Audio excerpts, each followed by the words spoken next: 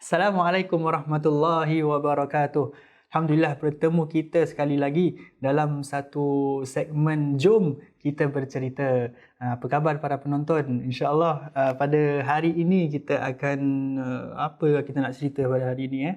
Okey, saya ada satu cerita, dia pasal solat lah. Ceritanya yang bernama Imam dengan tikus. Jadi ceritanya begini. Pada satu hari ada 3 orang sahabat, ada 3 kawan ni. Tiga-tiga orang kawan ni, orang baru saja masuk Islam, orang baru memeluk agama Islam. Jadi tiga-tiga ni kita panggil mu'allaf lah, baru masuk Islam. Jadi bila orang masuk Islam, pertama yang orang nak lakukan atau orang nak belajar adalah solat, tentang solat. Jadi orang pun belajar dengan guru.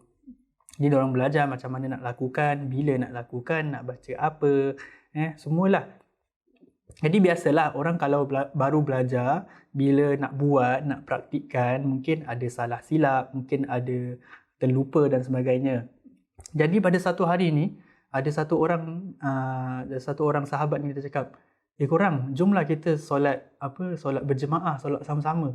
Kita try lah solat berjemaah. Jadi diorang pun pergi satu tempat ni, diorang kat uduk, diorang pun solat jemaah. Satu orang kat depan jadi imam, yang lagi 2 makmum kat belakang. Okay, jadi diorang start solat lah. Allahu Akbar. Okay, dah baca doa iftitah, dah baca surah Al-Fatihah.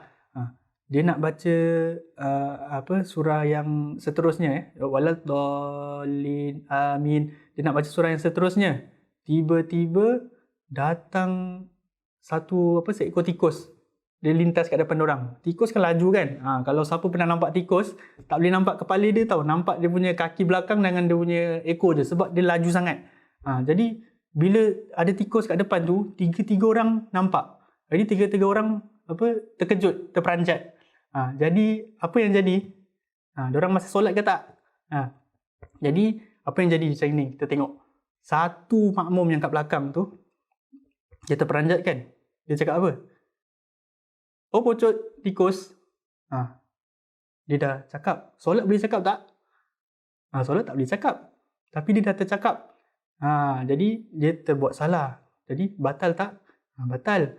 Jadi kawan dia pula, yang makmum lagi satu ni, dia dah nampak kawan dia, dah dengar kawan dia cakap oh pocot. Dia pun teringat, solat mana boleh cakap? Jadi dia pun cakap dengan kawan dia, oi, solat tak boleh cakap lah. Apa jadi? Dia pun cakap juga.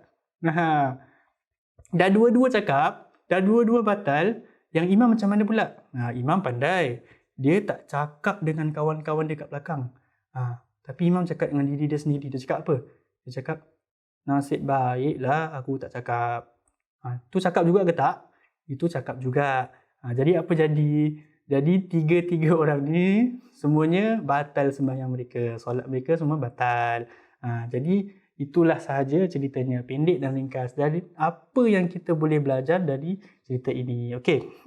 Yang pertama kita boleh belajar ialah bila kita solat, kita tak boleh cakap. Kenapa kita tak boleh cakap? Kenapa? Kita tahu tak apa nama takbir yang first tu? Allahu Akbar. Tu namanya takbiratul ihram. Apabila lepas takbir tu, benda-benda yang membatalkan solat, semua kita tak boleh buat, semua haram. Takbir itu yang mengharamkan segala benda yang membatalkan solat kita. Itu namanya takbiratul ihram. For example, kalau di luar solat, sebelum kita solat lah, kita nak makan ke, kita nak minum ke, kita nak berbual ke, nak cakap-cakap, nak nyanyi ke apa, semua boleh. Tapi bila dah start solat, Allahu Akbar, kita kena stop. Kita tak boleh buat benda-benda tu semua. Sebab kalau kita buat, batal solat kita.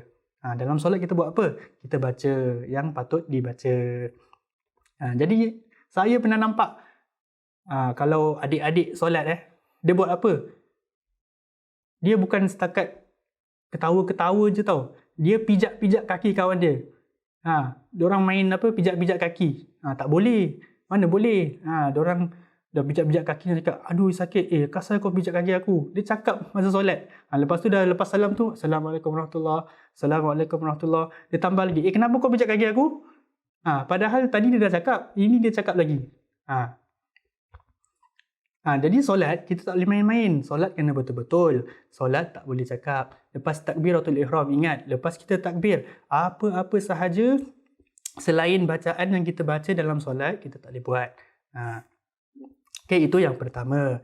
Yang kedua, pengajaran yang kedua yang kita boleh belajar adalah kita tengok bila 3 orang tu, dia tengok tikus tu, dia nampak tak tikus tu? Dia nampak, dia perasan. Jadi, adakah diorang solat ni khusyuk ke tak? Dia solat khusyuk ke tak? Apa makna khusyuk? Adakah bila kita cakap kita nak solat khusyuk, kita tak perasan pun apa-apa yang berlaku dekat sekeliling kita? Kita punya surrounding semua, kita tak tahu apa yang berlaku. Betul ke kita khusyuk? Tak semestinya. Khusyuk tu, kita mungkin kita betul-betul baca, kita hayati, tapi kita still aware dengan surrounding kita. Itulah khusyuk kalau kita boleh buat lah. Sebab bila kita khusyuk ni, memang kita peka dengan benda-benda yang sekeliling kita lah. Mungkin tiba-tiba ada macam tadi, ada tikus ke, ada lipas ke, kita tetap nampak, kita tetap tahu yang benda tu sedang terjadi. Tapi macam mana kita nak khusyuk? Paling senang kita nak khusyuk adalah macam gini, kita hayati yang apa kita tengah baca, kita faham makna dia. Kalau kita tak faham pun, kita dengarkan imam baca.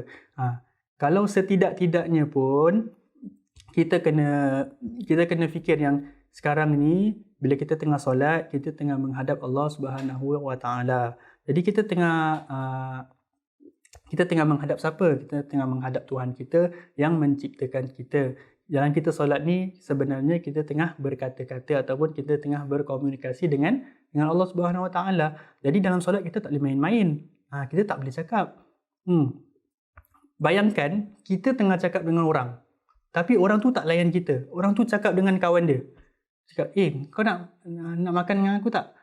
Tapi dia tak layan kita. Dia cakap dengan kawan dia lain satu. Apa kita rasa? Kita rasa marah tak?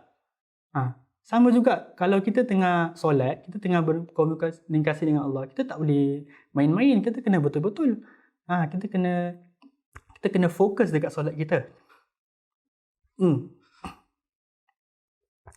Jadi kita tengah menghadap Allah Subhanahu Wa Taala. Kita kena persiapkan diri kita.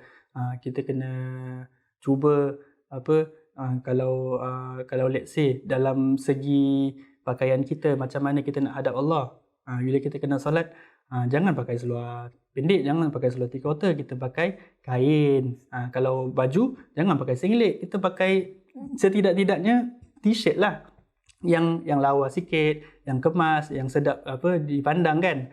Sebab kita nak menghadap siapa? Kita nak menghadap orang ataupun kita nak menghadap yang menciptakan kita. Jadi itu yang kedua. Yang ketiga, yang 3 sahabat ni, diorang tengah buat apa? Diorang tengah solat berjemaah. Jadi dalam situasi kita sekarang, dalam kita stay home kat rumah, solat berjemaah ni senang nak buat ke susah? Lagi senang sebab kita semua dekat rumah. Setidak-tidaknya pun boleh solat 2 orang kan berjemaah. Jadi kita usahakanlah solat berjemaah. Macam mana kita nak biasakan diri solat jemaah? Kalau untuk saya try, kalau nak start kan, saya start dengan solat subuh lah. Kenapa solat subuh? Subuh paling susah. Nak kena bangun, nak kena kejut orang, nak kena tunggu orang. Ada yang nak angkat wuduk, ada yang nak mandi, ada yang nak pakai baju yang cantik-cantik dan sebagainya. Jadi kalau kita boleh solat subuh sama-sama, insya-Allah yang solat lain senang. Insya-Allah. Sebab subuh tu dah susah. Kalau kita boleh buat benda yang susah, yang lebih senang, insya-Allah senang. Tak ada apa-apa kita boleh lakukan, insya-Allah. Jadi itulah sedikit sebanyak pengajaran dari cerita yang pendek dari kat sini. Jadi solat tak boleh berkata-kata, kerana kita tengah menghadap Allah Subhanahu Wa Taala. Dan bila kita kat rumah, kita fokus solat kita, kita cuba hayati apa yang kita baca, kita sedang menghadap Allah Subhanahu Wa Taala, dan kita cuba untuk solat jemaah dengan keluarga kita di rumah, insya-Allah taala. Sampai di sini sahaja pada kali ini. Kita bertemu lagi dalam segmen yang lain lah di minggu hadapan, insya-Allah. Wassalamualaikum warahmatullahi wabarakatuh.